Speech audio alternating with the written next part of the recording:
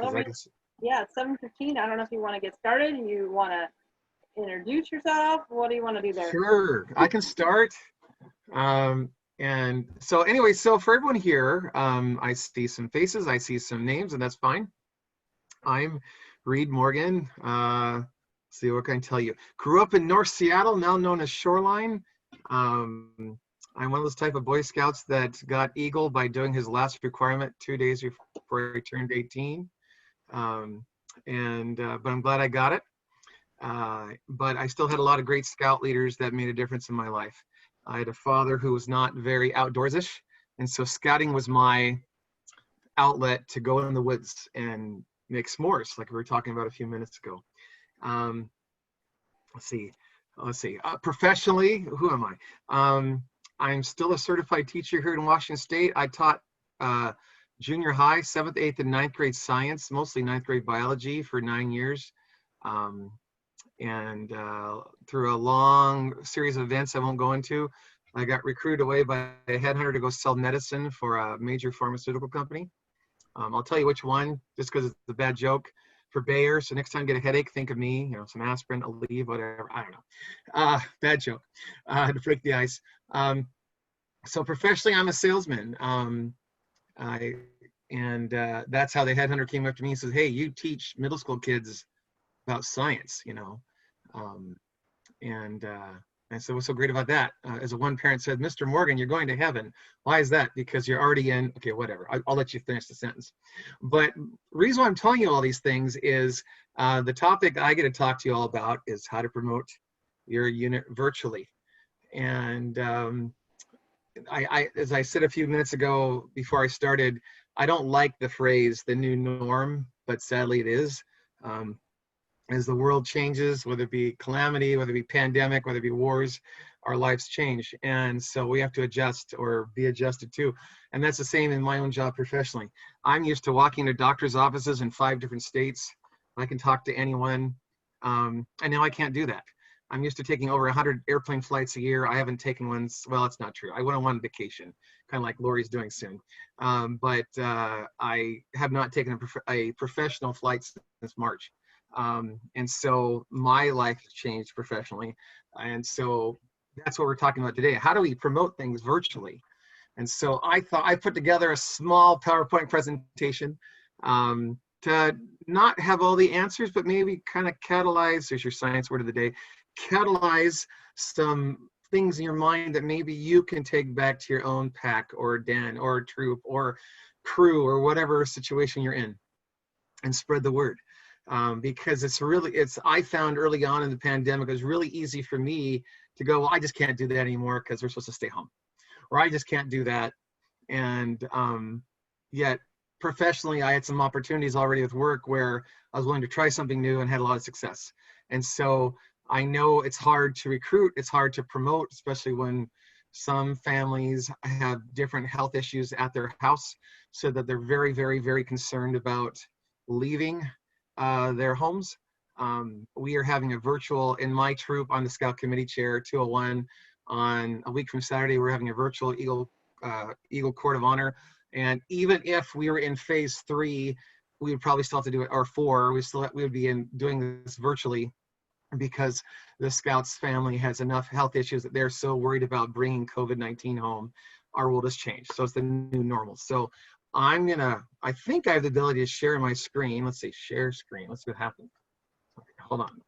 Let me know if you start seeing parts of a PowerPoint or not. Anyone? Did anyone see that yet or no? No? Okay, hold on. Okay, now I see it. I had to click on something. Sorry. Almost there. Let me know if something's showing up yet. Yep, we're good. Okay, cool. I just had fun making this. I put the Scout fleur-de-lis and moved on. So that's who I am. I'm the Mount Pilchuck District Membership Vice Chair. Before this, I did programs, and before that, I was the Thai District Chair. And before that, I was just Reed. So I'm going to go into PowerPoint mode. All right, let's see here. Ta-da. Let me make this down to 1 cube. All right, so we're going to take it back. I'm the son of a history teacher, so we're going to get some stuff. So in today's COVID-19 world, it's hard to promote things in person. when you might not be having meetings or places where people gather today. So let's talk about before. So before the pandemic, how do you get people to do anything? You know, usually the best ways to promote your unit and to get other youths to join your pack was to, like, you know, maybe you would have a booth at a back to school night. I know that when my 4 children were in elementary school, my youngest is 14 now, it was fun going to Sunnycrest Elementary in the Lake Stevens School District and seeing a booth or two. One was like Girl Scouts and one was Boy Scouts. And so it was fun to stop at the Boy Scout booth and learn all about Cub Scouts and why they should join the pack or the den. And so back to school nights, school open houses, places that you can advertise what's going on, which often gets other boys and girls involved in your unit or what's going on. It's like, just maybe you made an announcement, maybe you're organizing, your charter org was a church, and maybe you make announcements to Sunday school or the youth meetings, like, hey, you know, this week at youth night, the Boy Scouts are doing this and the Cub Scouts are doing that, yada, yada, yada. Maybe your youth pastors are involved. One of the greatest ways I had fun in Scouts growing up was I liked having my friends at things. Granted, today, there's many more distractions and opportunities that kids had than maybe back in the 1970s and 80s when I was a kid. And so, and what I'm trying to get at is I wanted to go on campouts. And so I would get kids from my classroom at school, 4th grade, 5th grade, and they'd go on a campout, an overnighter with me. I might bring them to come cheer me on because they might be seeing me make my Pinewood Derby car with my dad or my mom or whoever, or with one of my adult leaders helping me, and they'd see me do Pinewood Derby cars, or I'd have them come out to the rain gutter regatta and wish my lungs were bigger because those bigger boys had the ability to blow the rain gutter, the boat farther than my little 8-year-old lungs did. And I was really sad about that, but I learned that as I got bigger, I could win the rain gutter regatta myself. But bring them out to den and pack meetings and see all the cheesy jokes that go on in Cub Scouts and the ongoing things that go on. I just felt like that was a fun place to be. And then another thing is, one of the ways that we help young people feel like they've accomplished things is to have courts of honors, or ward nights where different ranks are achieved, or different merit badges are talked about. What did you do to get the space exploration merit badge? I had to build a rocket, and I had to launch it and recover it and not blow it up and things like that. And I loved hearing those stories. I remember as a brand new Cub in age 8, I went to my first Eagle Court of Honor, and I learned all about how this young man who just achieved the rank of Eagle Scout, how he had an encounter with a bear one time while on the way to the outhouse in the middle of the night next to their campsite. And it's stuck in my mind to this day. I can tell you everything about that story, but I won't bore with you now. But because of those things, I'm like, I want to experience that. And so before the pandemic, these are the different ways we could promote our units, and then now during the pandemic, same headline. And also, as we carefully move into phase reopenings, where depending on which phase your county is in. So as of today, I only say this because people might look at this recording again. As of August 18th here in Washington State, you can meet with others up to only 5 to 10 people outside your immediate family. I realize there's a spelling error. However, so here along the west side of the Cascades, going from Tacoma north, Pierce, King, Sonoma, Skagit, Whatcom, those counties are all in phase 2. So technically, outside your own immediate family, you should only be meeting with 5 people. And then Island County, which is in the Mount Baker Council, they're in phase 3, which at the moment, sadly, is only 10 people outside your immediate family. At one point, it was 50, but then infection rates went up, and the governor said, stop, we need to slow things down. And then when the governor did pause us with a phase 3, because our troop kept talking about, oh, we can go out to Island County and do some cool stuff because you could be with 50 people outside your family. The governor also mentioned that we should not be doing overnight events with formed groups outside your immediate family. So you might go car camping or backpack camping with your family, but right now we're not really supposed to be doing that. So it's kind of hard to promote that stuff. Those hooks that were always exciting to me as a kid growing up in Scouts, those aren't happening. We're not really having in-person Pinewood Derbies right now, are we? No, I mean, those were probably all canceled. They didn't occur by March this year. So that's we talked about before, we're talking about during, so what can we do now? So I put on this slide, how does one promote, advertise, sell, recruit? Those are all synonyms for something that others might not know much about. So I put here as a bullet, so to promote something, you want to increase the desire in another to join your club, your group, your pack, your den, your troop, your crew, etc.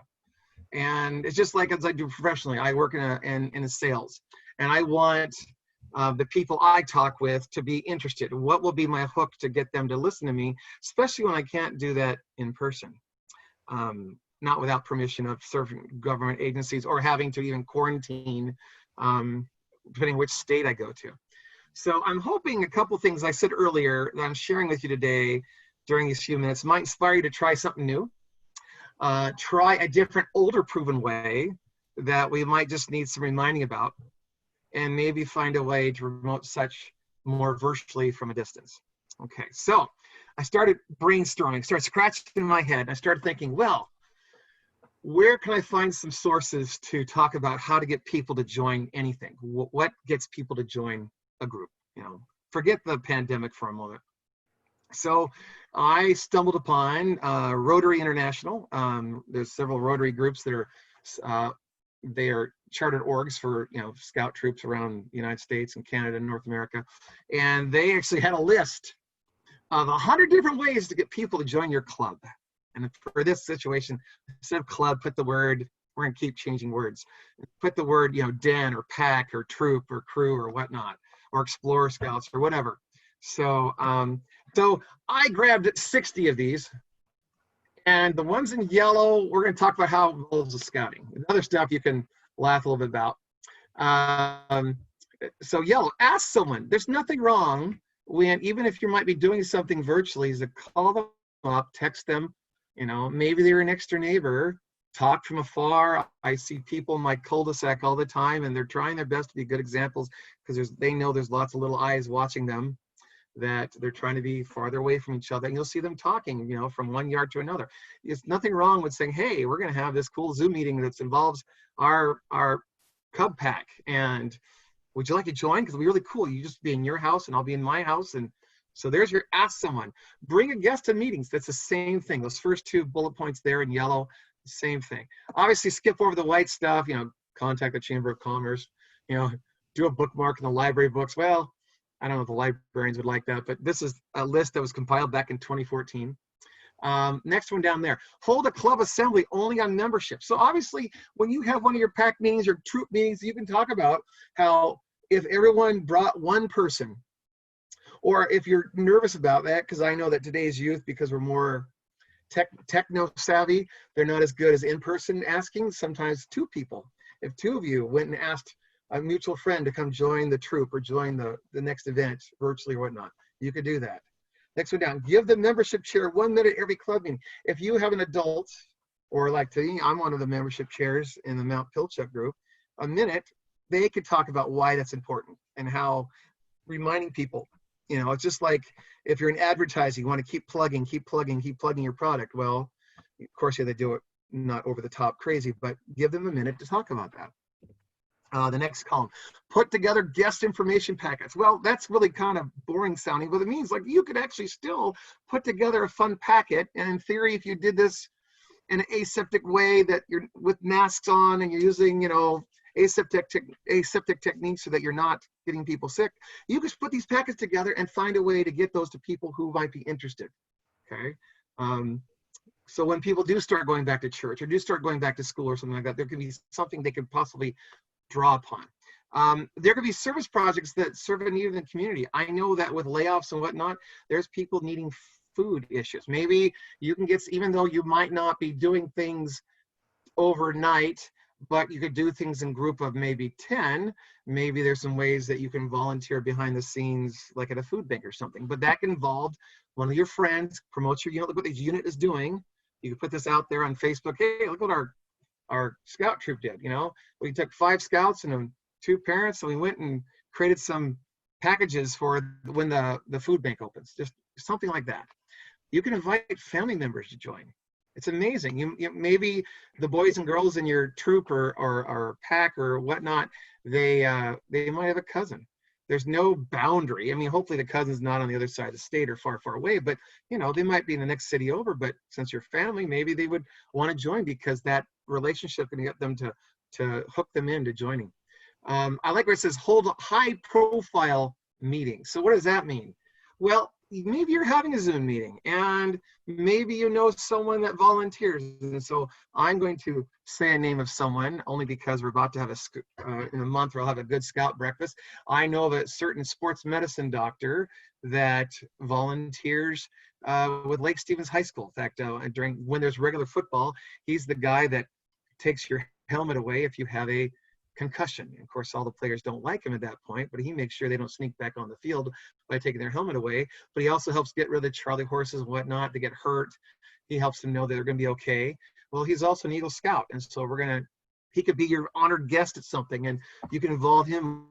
Like, well, you know, I know that he teaches the first aid merit badge. You could have an honored guest or something like that, and that actually grabs people in. Would you like to go to a meeting that Dr. Jared Anderson, who volunteers at the high school, is a merit badge counselor for? Sure, sounds cool. You know, you could so send club members to district membership seminar. Well, there are people just like those of you who joined today.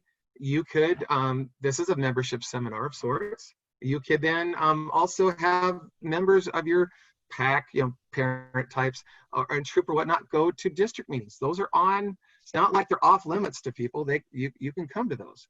And that next bullet down, make prospective members feel important. You know, I didn't ask you by chance. I want you to be there because I think it'll be fun if you're here, you know. And then that next one, honor outstanding community members with awards. That's the same thing. We're doing this good scout breakfast for Dr. Jared Anderson, but he's an Eagle Scout who does merit badges. I think that's pretty cool. The next one, I'll go faster through here because I know I'm taking up a lot of time.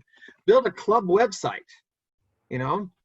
I'm not here to discuss the rules and not rules of what you can and can't do. If you have like a Facebook page or something for your troop or that's a Sven question. But you could do that to promote that. My son is the webmaster of the brand new webmaster of our troop. And that's the leadership role because my son's more quiet, how he's going to show all the cool things we've been doing up until the pandemic and those things we're still doing when the pandemic's going on that promotes our scout troop and crew. He says you can group email. Obviously, that's how we get people to come do Zoom and whatnot. You can put posters in public areas. I know for a fact that you can get from the Mount Baker Council office signs that you could plant on I've done this myself, plant on your street that says, hey, you know, come be a Cub Scout, come be a Boy Scout. This is how. Ask me how, you know. And then you can be creative. It says have a rewards program for those who bring in new members. Hey, anyone who brings a new member, they join, we're going to have like a ice cream social and you can have an extra banana in your split or something, you know, whatever. You know, create more fun that way. Word of mouth is everything. Word of mouth is everything. Especially with social media, we'll talk about that in a second. Word of mouth is everything. Network with your neighbors, your coworkers, your friends, your family, as I mentioned earlier. Follow up. They might say they're interested. If you don't follow up, some other cool activity might follow up in their place. You know, maybe it's some club, you know, boys and girls club sport that starts going again eventually. Once they get to phase 4 and now they want to do that instead of, which is great for exercise, but I think there's even cooler things to do in scouting on top of that. Lead by example. How many members have you recruited? You know, have members give talks at other organizations. Hey, these are cool things my family does. Here's some things. Why don't you join us? That'd be fun, wouldn't it? Provide guests with free meals. Well, you know, come to our activity. There'll be refreshments afterward. Cookies. I wouldn't call it a meal, but you know, you might have a blue and gold dinner, right? Share your experience, your club experience, your scouting experience with others. Participate in community events. Again, we didn't have the Strawberry Festival this year in Marysville, but this is the first year I haven't gone to it because they canceled it. But it was always fun to be sit there on the side of the parade and see Cub Scouts and Boy Scouts going up and down the street. I like that. Write letters to the newspaper about things your club's working on, things that your pack is working on. Publicize the successes, elections, events, local newspapers. Write letters to the editor. Let me tell you what we're doing. There's cool stuff. There's a force for good in the Boy Scouts of America. You know, make a new brochure that you leave places. Hold recruiting events up 2 or more clubs. Hey, there's this club night. You can join up with other clubs that might, other troops or other organizations in your community. Wear your club's pin. Wear your scout uniform out in public. It's okay to be proud about that. Mention your scouting club at meetings of other organizations during announcements, send newsletters to guests, ask every member to submit 3 prospects to the membership chair. Make it fun. That's what makes scouting fun. I wanted to be out in the woods. I love my dad, may he rest in peace, but I wanted to go do things that he wasn't so outdoorsy about. So that leads me to my last page, and then I have a couple cool things to share. So to recruit virtually means to recruit in a way that doesn't have you physically near, or as I mentioned earlier, at least more than 6 feet away. So we need to not just think about Zoom. Although Zoom is great, or Microsoft Teams, or Skype, or FaceTime, or whatever you might use. Zoom's a great way to host a meeting virtually, unless you're using the Zoom greeting as a way to get, unless you're using the Zoom greeting as a way to get scouts more excited about bringing people along. So if you make part of that Zoom meeting about, hey, we need to have more squares of people. I want to see this double. Instead of 10 squares here, I want to see, 20, our next fun event, and this is what we're doing, and we're going to do some fun little scavenger hunts in the house, yada, yada, yada. And you could do things on Facebook and Twitter, Instagram, and whatnot. Before I talk about boosting your Facebook post, and hint, nudge, nudge to Sven, I'm going to do it after I show the 2 little videos, okay? Every district has a way. I say this as a former school teacher, and I say this as a parent of kids in the Lake Stevens schools, and my sister who works in the Marysville schools. Every district has different ways to get information out about different groups that are not school district official, but they are, approved or endorsed. And so in the Lake Stevens schools, although I think they just changed the name of it, I would get emails at least once a week called Peach Jar, and it talked about, hey, join Cub Scouts, or hey, join the rowing on Lake Stevens, or hey, go learn how to do karate, or whatever. And that's places you can virtually recruit without it being you just sending out an email or whatever. Okay. I belong to a church organization. My church no longer is the official sponsor of scouting, but there's lots of boys in our troop that are from the same religion, and I can shamelessly put a post in our Facebook page saying, hey, there's 6 boys from our old troop that's in the current troop, and anyone else want to join, feel free. And no one slaps my hand, it just is what it is. So, but our district, not our district, our council executive, Kevin Nichols, he always talks about the force of one. And just you all showing up today, you are a force for good. And I don't have any cool stories like some of the other scouters may have saved their mom's life, or may have learned CPR, or may have done some cool first aid or whatnot. I can tell you those another time.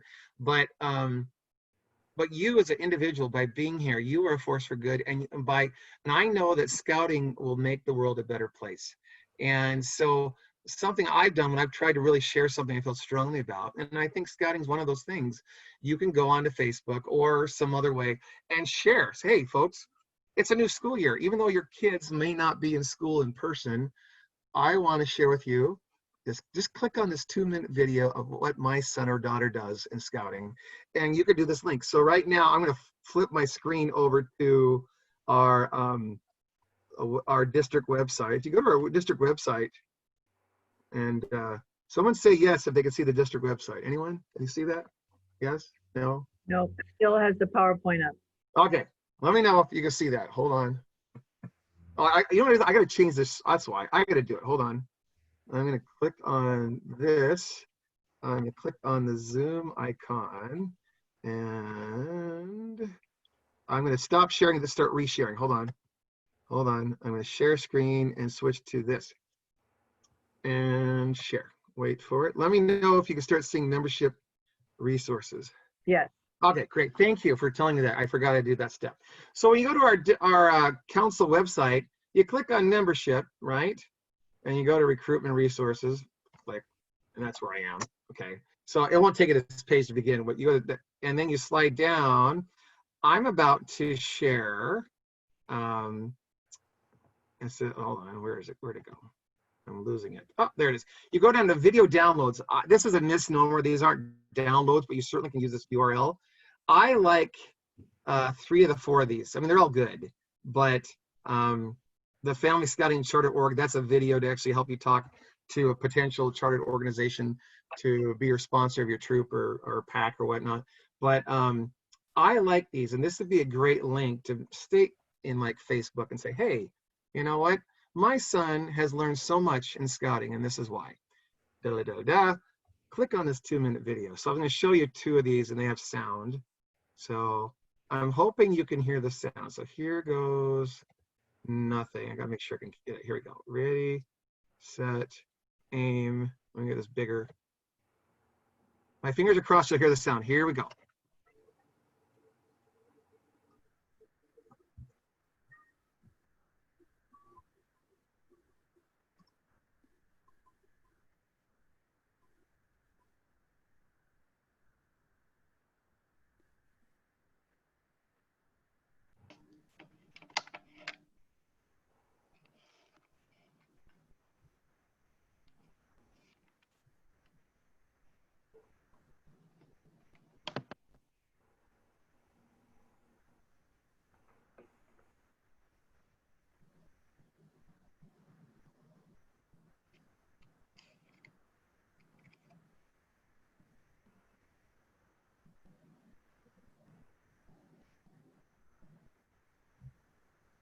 Reed, I'm not getting any sound on that.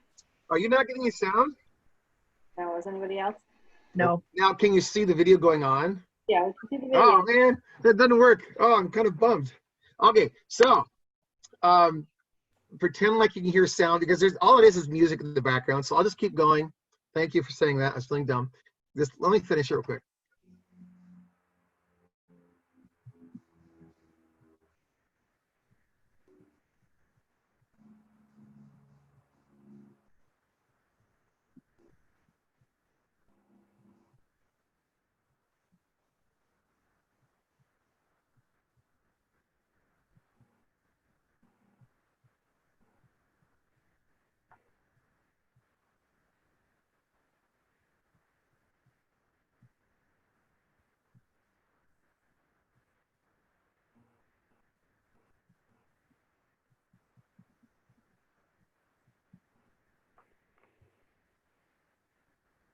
Everyone needs to know that there's some really cool string music in the background that's inspiring.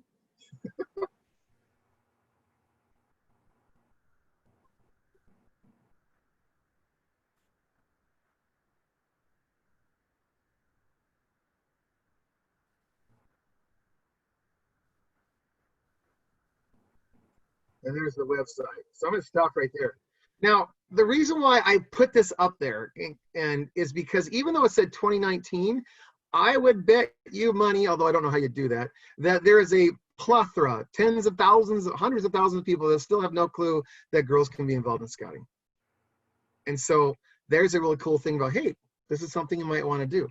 The other video, which does have some verbiage, well, there's 3 videos, and then I'm about done, is if I go to this one is only, well, it talks about what Cub Scout says, and there's no talking. So this is the silent one. So even though you can't hear anything, there isn't anything. But if you're trying to recruit for Cub Scouts, just say, hey, just take a glance at this. It's silent, but it kind of speaks for itself.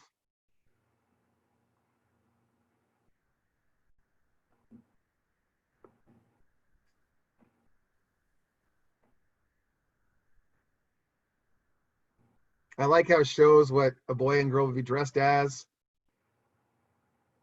It's kind of cool. Here, let me make it a little, there we go.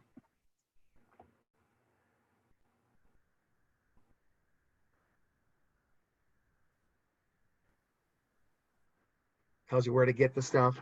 You could even say, hey, if someone's worried about cost, there's ways to get these things if you can't afford them. Tries to answer some other questions that pop up in parents' minds. What's a den? What is a den? Oh, this is what a den is. Cool. So this is a fun informational thing you could put in your Facebook post or your Twitter post or whatever social Instagram post or whatnot. Obviously, it's longer than 45 seconds for Instagram. There's a way to actually make your video keep going if they click on it. Talks about how you parents can be the leaders. Shows different activities these boys and girls could be doing involved in scouting. What's a pack? What is a pack? Oh, a bunch of dens. Kind of cool. Shows you the different achievements they're doing. And then the video goes on and explains who Aquila is and whatnot. I'm trying to shorten the time because I know I've gone long. But this is something that you can say, hey, there's no sound in this video, but it's going to answer some questions why, as you're looking for some cool things for your son or daughter to do starting this fall, this is what you do. You know, your son could be a wolf, your daughter could be a wolf, or a bear, or lion, or a tiger.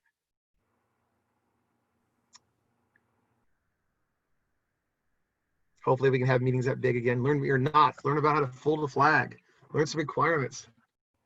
Kind of cool. I like the belt loops. By the way, I hadn't looked at the belt loops in a while because my son hasn't been in Cub Scouts for a while. I think they look pretty spiffy. Even tells you where to put your badges, your ranks. It says, you know, who's Aquila? There's the Cub Scout leader. Yay. So this is one of those 3 videos. And the last video I was going to show you, and it does have sound. I'm going to segue from this one. I think it's this one. And if it gets too verbal, I'll stop it. I'll explain what's going on since you can't hear it. So, explains different ways of being a kid.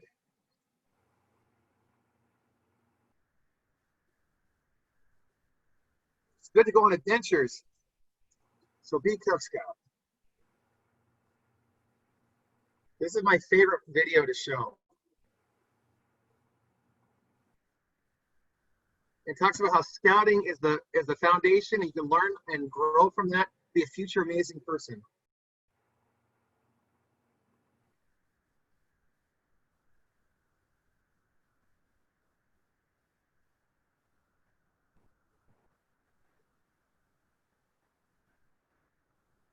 So scout me in. So that's the quickest of them, and I'm sorry if you couldn't hear any of them. I apologize. But again, the place you find that is you go to our district, our Mount Baker Council webpage, go to membership, and then go down to recruiting resources, and then slide down to this area. It says video downloads, and there's 4 videos. I showed you 3 of them. So anyways, that's all I've got. Oh, Sven's going to talk about boosting your Facebook awesomeness. So Sven, I think I need to stop sharing. I'll let you talk. How's that sound? Sound good, Sven? Are you there? Sounds good. Okay, I'm stopping sharing. So the Facebook boosting is pretty straightforward, and the National Council, I think, did a great job talking about this during one of their online webinars that you can find on the membership hub. But the basic concept is that you create an event on your Facebook page, and this could be your PAC's Facebook page, your personal Facebook page. I would encourage you to use your PAC or Troops Facebook page to do this, but you create an event, and then there's this button down on the bottom, and sometimes Facebook can be a little annoying about boosting things. Sometimes they're like, boost this, and so you just get messages all the time. So you've kind of probably zoned it out so many times and said no so many times that maybe it doesn't. But at the bottom of these events, there's a little, usually blue button that says boost. You click on that, and just so you know, first of all, when you boost an event, you're paying for them to advertise your event. Now, the trick to boosting is twofold. One is you're going to get what you pay for, but it's not really that expensive either. Usually, if you're spending about $5, you're looking at about somewhere between 500 and 1,000 people seeing your advertisement for your event. So, you know, if it's the PAC 606 join night that you're trying to promote, you're going to create an event that says that. You're going to put in all the details about the event, the who, what, why, when, and where, why you should show up, all that cool stuff. You're going to find a cool graphic, maybe one of the videos that read just that. You just stick that all in the event, so you know when people look at the event, it looks really good and everything. But then, like I said, when you hit that boost button, let's say you decide to put in $5. Now, you don't want those 500 to 1,000 people that are going to see the PAC 606 join night. You don't want them from Bellingham because PAC 606 is in Lake Stevens, and that, I mean, it isn't a bad thing for someone from Bellingham to see it, but that's not the market you're really going for. So what they do is they have what's called a geofence. And it's and that's a little bit of a misnomer because geofence is only really half the equation, but that's what the whole thing is called, is the geofence. But the first part of the geofence is the actual geographical location that you're looking at. And what you can do is you can mark a spot, and it could be your PAX meeting location, but it doesn't have to be. It could be the local Fred Meyer's. One of the suggestions that National made, I think it was last year, about geofencing, was that especially like when school normally starts up. Now this year, this is not this example works in a normal school year, not this year, but in a normal school year, what are parents doing the week or two before school starts? They're buying school supplies. Statistically speaking, one of the most popular places for elementary age kids to buy their school supplies is Target. Target is one of the best box stores at buying school supplies. Don't know why, but statistically speaking, so if you've got a Target in your community, you might drop the geofence at the Target instead of the church or the school that you normally meet at.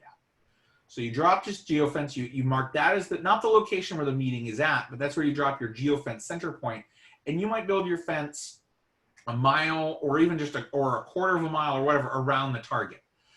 So the first thing is that in order for people to see your ad, they need to trip the fence, which means that they need to enter that zone around Target.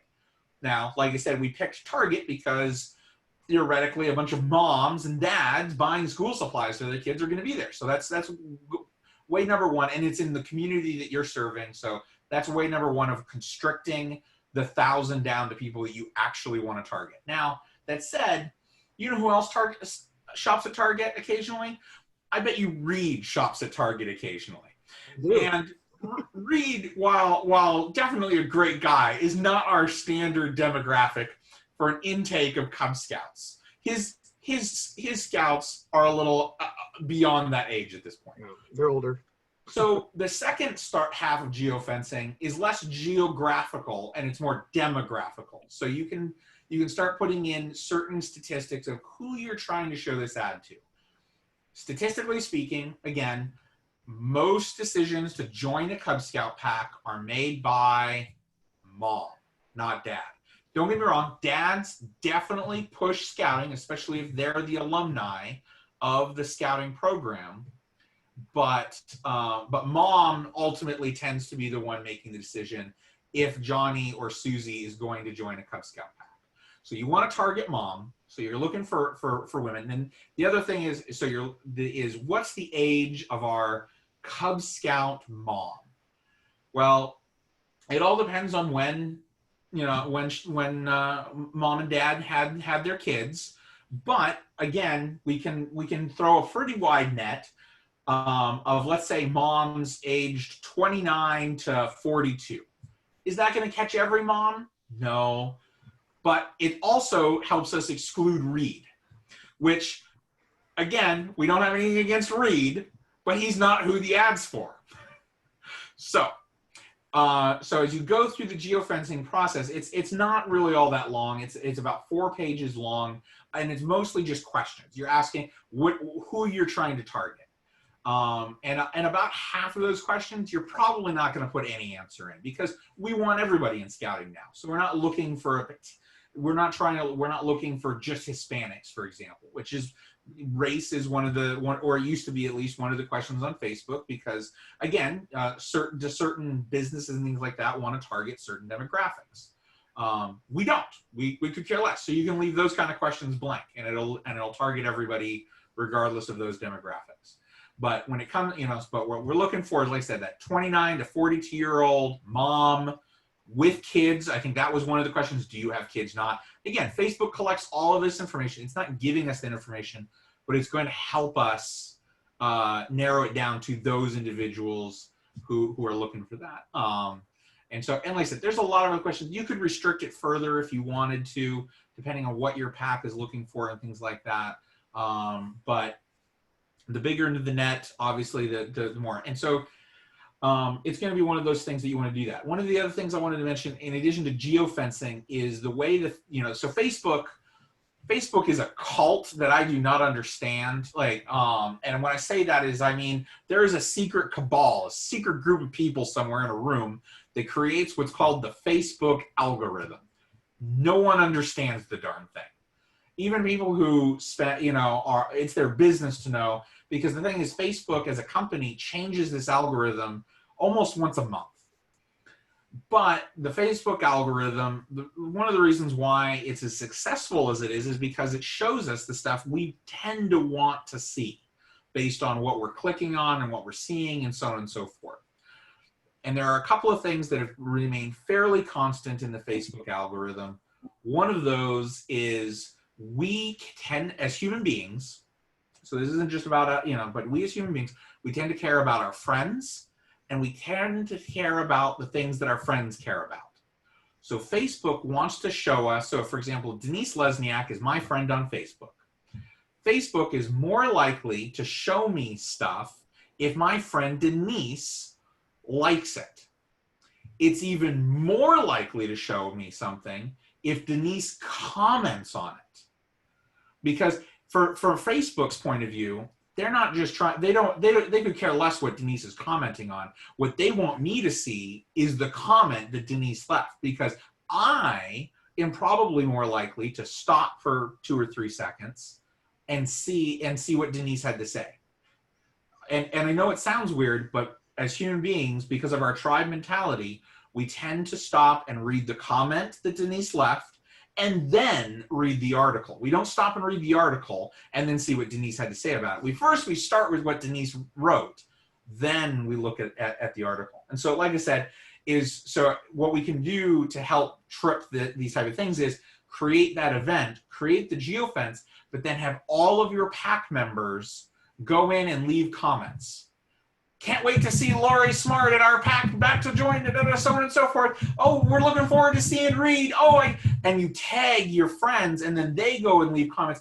And suddenly, if I'm friends with Reed and Lori and Denise, and they're all going to this event and they've all commented on it, Facebook is going to pound me over the head like a bag of flour to let me know that 3 of my friends seem to be really excited about whatever the heck is going on over there. And so, like I said, it can be purely artificial in that we can take the time to gear up this report by our own members. A pack of 30 people leaving messages back and forth could easily leave 100 comments in the course of 2 or 3 days. And the odds are that those 30 people, because of the networks we build, that's going to force that algorithm to shove that event down a lot of people's news feeds. And so it's just a little piece of information. So like I said, the more we do those kind of weird little things, like I said, we all like to we like to comment, but the more we comment, that's really what trips the algorithm, because Facebook wants to show us what our friends are taking the time to comment on. And so between that and the geofencing, what that enables us to do is show the opportunity to join scouting to hundreds, if not thousands of people. And again, if you throw 15, 20 bucks, you're probably going to get somewhere around 5,000 people to see that ad for 15, well, 20 that's bucks. my question, Sven. How does it work that the more money you make or pay impacts it? How does Facebook use it if you paid 20 bucks versus 5? So depending on how you create your geofence, so the demographics as well as the physical geofence, that's the part that trips the money, not the people in your pack necessarily, unless they happen to be commenting on your event while they're standing in target. But the difference between $5 and $10 and things like that is there's a little counter that they put in the background attached to your event. And so let's say, Lori, you go into Target, and your demographic has been meant to trip this. While you're in Target, not necessarily even, maybe it's when you get home, you're gonna open up your Facebook account and you're gonna scroll through, and you'll see this ad for this event. That marks as 1 because you looked at it once. Now, and so now you can go back and look at it 50 times, but it'll only mark it as once because you, Lori Smart, saw it. So you're 1. Now, 1,000 people could visit the target, trip the sensor, scroll through the news feed, and just keep scrolling and go past it. But every time one of them scrolls past it, that's another one, 2, 3. So, and that's why you want to create your geofences to be tight, to be small. You know, don't create a geofence of 30-mile radius, open to everybody. You know, because while, like I said, we love Reed, we don't want the Reeds of the world tripping our geofences, because that'll ratchet up that count fairly quickly. Now that said, I will say that the council is organizing this Be a Scout Day on September 12th in conjunction with the National Family Fun Fest. And we're looking at creating a Facebook event and putting a boost in and spending not as much as we normally spend on flyers, but a chunk of our marketing budget on the boost for that. Now that boost is going to be huge because the council, it's going to cover the entire geographical area of the council, but we're going to be fairly restrictive on who we're targeting. Instead of 29 to 42, we'll probably do like 29 to 35 to kind of limit it down to even further on the selection of moms we're looking at. But what we're probably looking at is putting enough money into it so that around 30 to 35,000 moms are going to see it. You know, now Reed, looking at that the ad for Be a Scout, and I keep picking on Reed because he's the other guy on the call here with us. Well, I guess Randy's on here too, but I see Reed. So yeah. I won't pick on Randy. I'll pick on Reed. It, you know, is that Reed won't trip the stuff like that. The mom, you know, Michelle will trip it. She's a Cub Scout mom, so she'll trip it. But because she lives within that geographical area, she'll probably meet a demographical thing of having having kids and so on and so forth, and so she'll trip it. But again, the council is looking at investing enough money to do 35,000. No Cub Scout pack is going to invest that amount of money, and that's fine. But again, you throw 10, 15 bucks, you're probably going to get it out to, like I said, somewhere between 500 and 1,500 moms. And if you're looking at a specific like school, I mean, how many moms are there in a school? You know, so probably, but maybe 1,000. I mean, I think there are 600, 700 kids that go to my parents' or my kids' school. So there's another 600 to 700 parents ish, moms at any rate, run around Geneva Elementary. So I don't necessarily need it. If I localized it to just the families that go to Geneva Elementary, where my kids go to school, I don't need more than 1,000 to see it. So Sven, I'm glad you explained all this, because that was way more doctoral than my simplistic mind. So go Sven, that was awesome. That was interesting. I like that.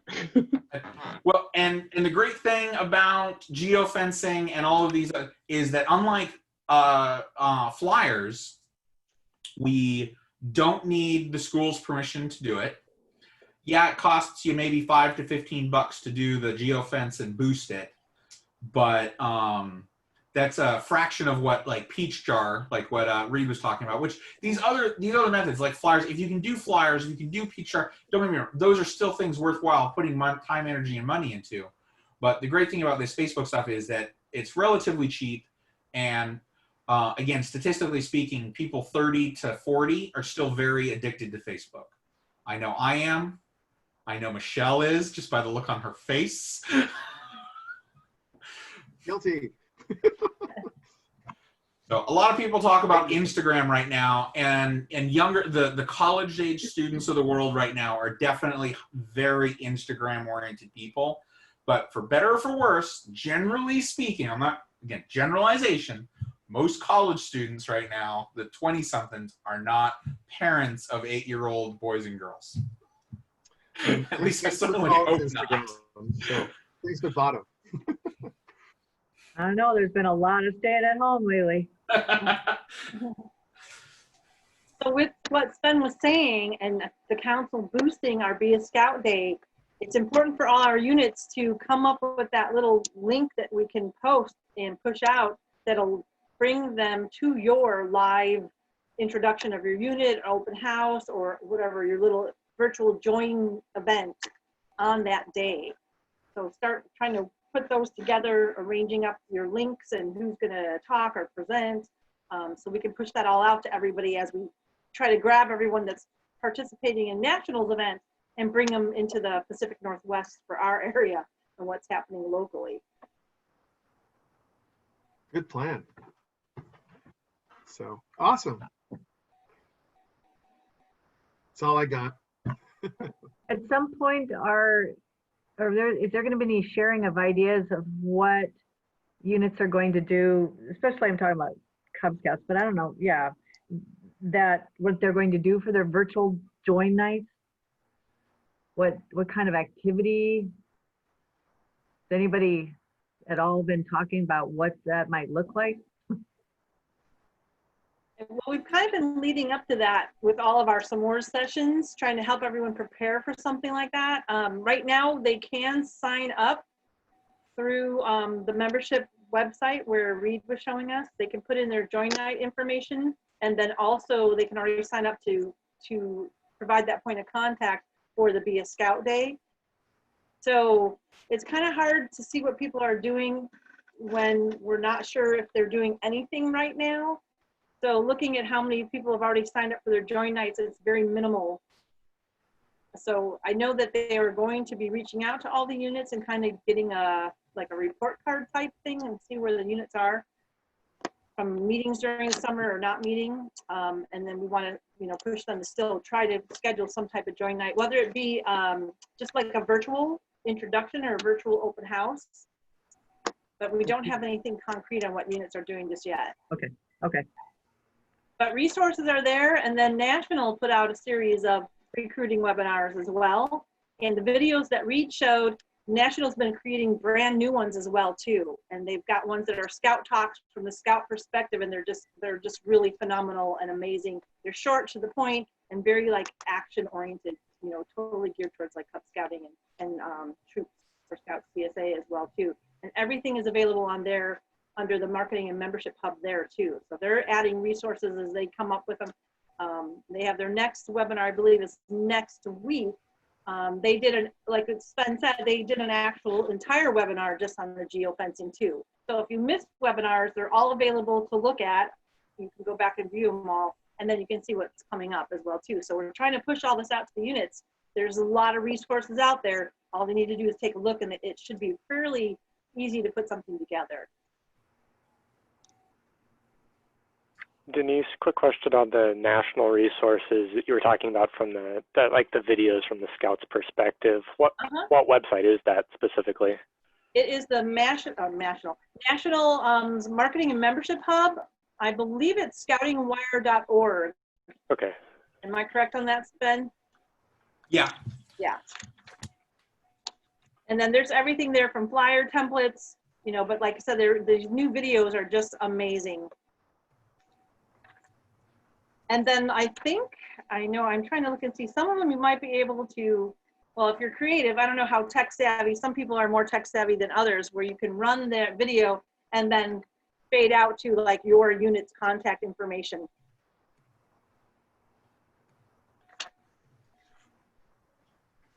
And all those links are always in, there you go, thank you, the Scouting Wire. But in the Mountain Echo, we've been putting those links, making sure they're readily available as well. I believe most of the videos, so if you go to Scoutwire and then click on the marketing and membership, I think most of the videos are actually now in the BSA Brand Center, where you can download flyers and stuff like that. But yeah, just explore this website. So this is where those national webinars we talked about are. But yeah, there's just so much. It's crazy. Just how much and they're stuff, developing stuff every day too. Yeah, the videos are down at the Brand Center.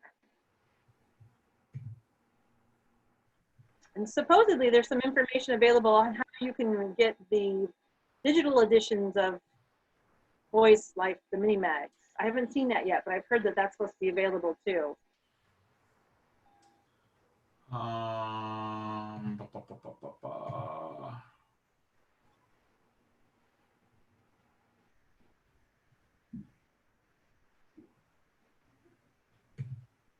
Can't remember if I added it to the council resource page or not. Should have. No, it doesn't look like I did. But no, it's yeah. If you search, Yeah, I'll find that and I'll put it on the council membership resource page, the mini mag that you were talking about. That would be great. Thanks.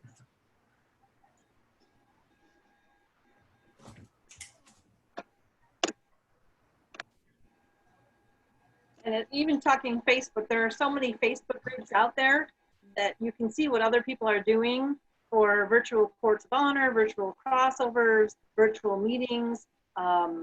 There's tons of groups on Facebook with lots of ideas, and people are so willing to share everything, even lesson plans, so you don't have to reinvent the wheel. You can just borrow or swipe as somebody. I'm trying to get a hold of a virtual parent orientation, and somebody had posted that they're putting one together and they're going to put it out so we can share it. So I'm like, great, put me on your list because I want to share it and see how people are doing things like that.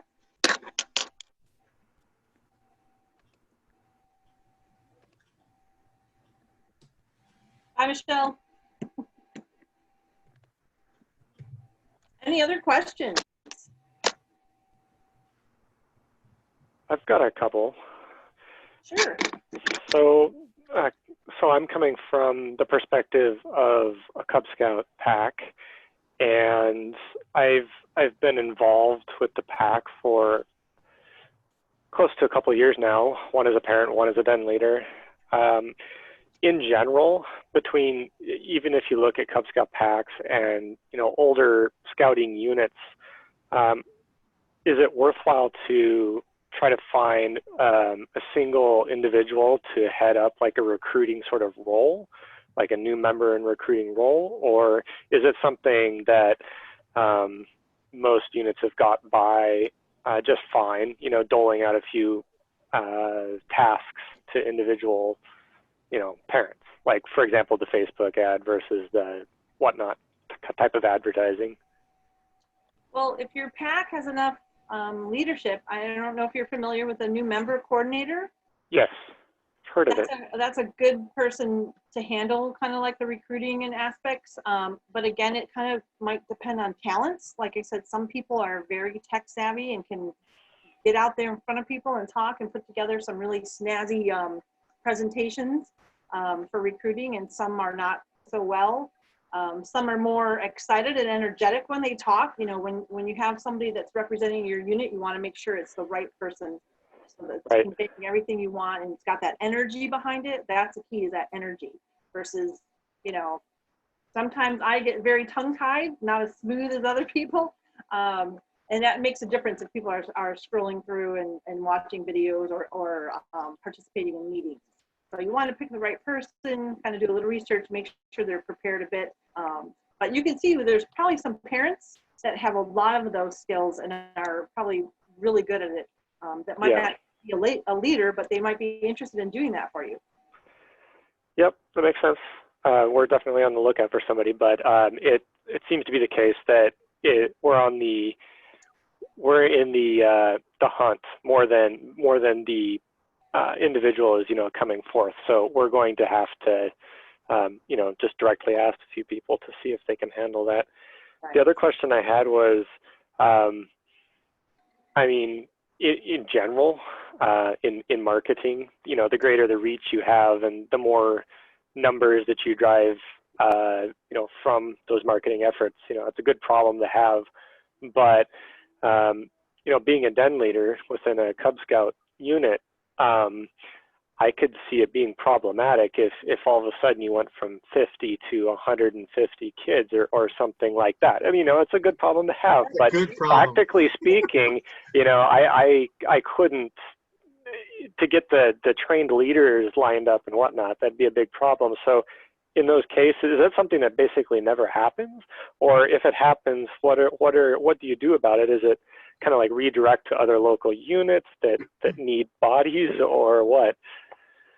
Well, I think if there's a will, there's a way. And if you have parents coming in and letting them know that we need leaders, I'm sure that if they're new to scouting, all that training is available online, and then all those resources. I think I'm going to point out to Sven, who recently, maybe you can fill in the details, but he had put together a lesson plan on consequences for the Cub Scout level. Was it for lions or was that for wolves? So that was for lions. And as a matter of fact, I'm going to share the screen again. So if you're getting those new leaders in and it's coming up quick, all these lessons are totally available on National's website. So if you've got someone new in and they do their YPT training, obviously that's priority, and making sure they kind of understand things, but anybody can practically implement these lessons. They're just so well put together. And I'll let Sven show, his was very impressive.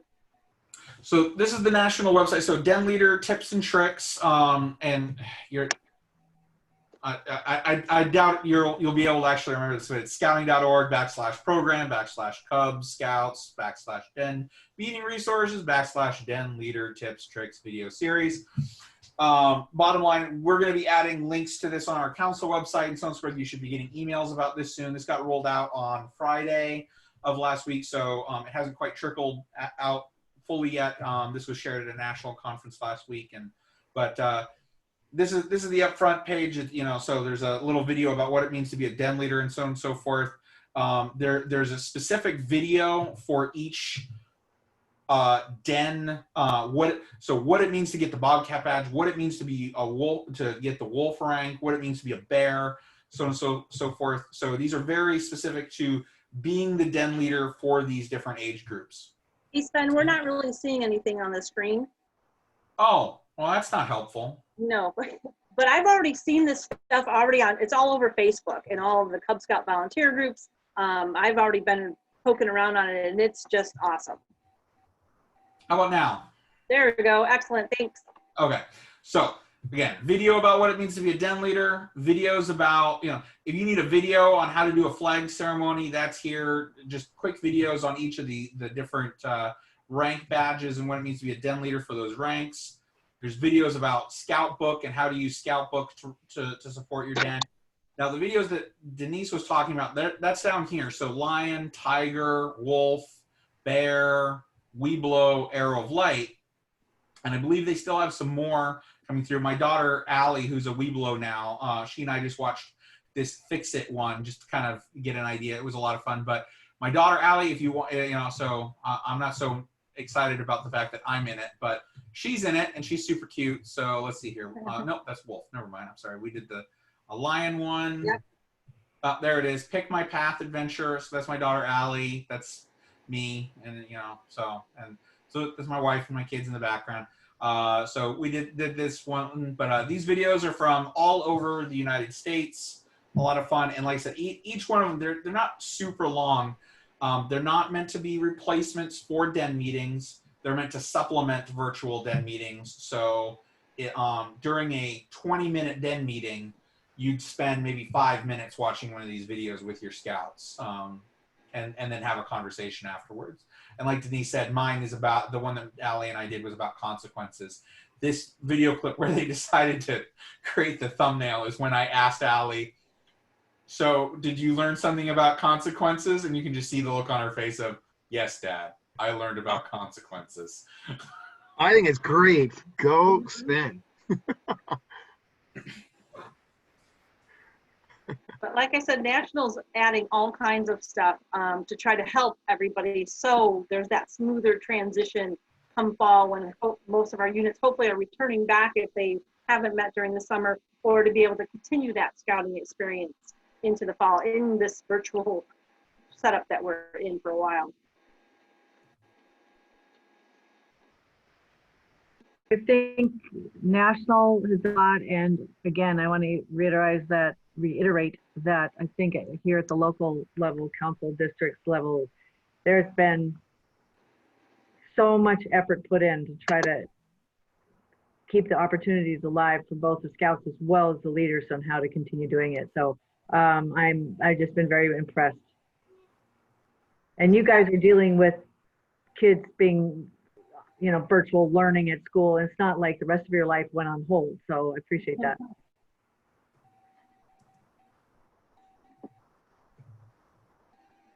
We do our best. Yeah, I know.